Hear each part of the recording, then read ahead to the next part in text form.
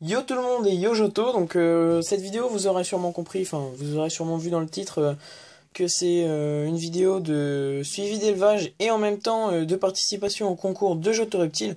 Donc je vais vous faire voir un petit peu les nouveautés, vous expliquer dans quoi je les maintiens.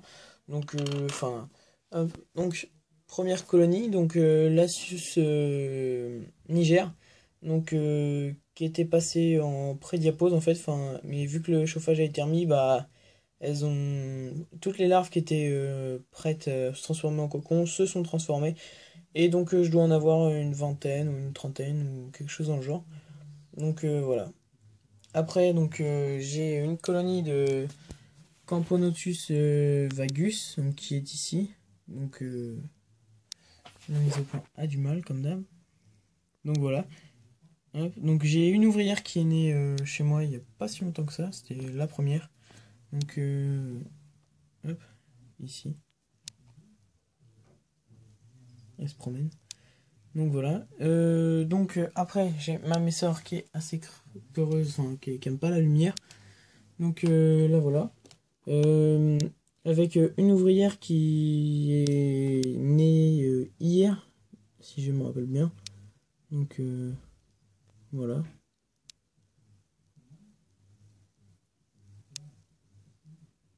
Donc après bah je vous avais parlé, donc voilà, ma fourmilière de en béton cellulaire. Donc je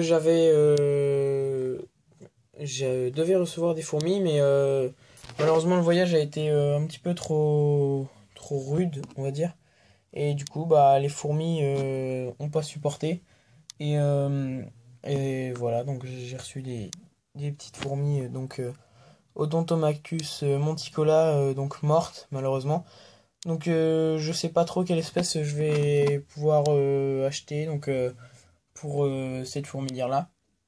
Donc j'avais tout préparé, donc il y avait l'ADC, tout ça, mais bon, pas très grave.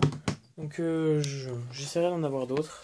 Donc après, je vais poser le téléphone 30 secondes et je vais vous faire voir les colonies que j'ai donc en tube et dans des ADC. Donc voilà, là c'est des petites Lasius flavus. Donc la mise au point a toujours du mal comme d'habitude. Donc avec des œufs, et l'ouvrière est morte, donc dommage. Et bah, j'ai l'impression qu'elle mange le couvain.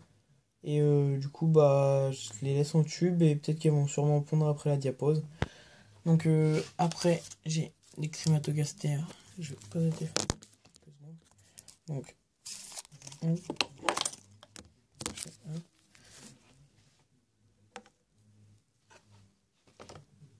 Donc voilà. Là j'ai une crématogastère scutellaris. La mise au point bug encore. Voilà. Donc là l'abdomen un peu abîmé, mais c'est pas très grave. Donc elle va pondre sûrement après la diapose aussi, donc voilà. Donc après, pour une de ma dernière colo, donc je vais, je vais couper. Donc voilà, ma dernière colonie, donc c'est des Camponotus creontatus. Donc colonie donc avec quelques ouvrières, donc que j'ai mis dans un air de chasse. Donc voilà. Euh, En nourriture, donc je leur donne des morceaux de teigne, donc celui-là faudra que je le retire. Des liquides sucrés, et je sais pas si on peut voir là, il y a un micro-grillon sur le sucre, et bah elle les chasse la nuit habituellement. Donc pareil, là je nourris mes Lasius et mes Camponotus vagus à l'eau sucrée et au teigne aussi. Et micro-grillons et tout ce qui est insectes morts congelés depuis plusieurs heures. Enfin depuis plusieurs jours on va dire. Donc en anti-évasif, donc j'utilise du talc, donc talc de Venise, donc pour Enfin, j'ai jamais eu de problème d'évasion. Et donc voilà. Donc là, je vous ferai une prochaine vidéo donc sur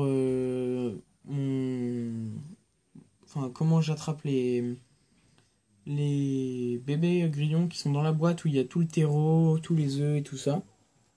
Et donc voilà. Donc voilà, je participe au concours de Joto Reptile et je vous retrouve pour une prochaine vidéo. Salut!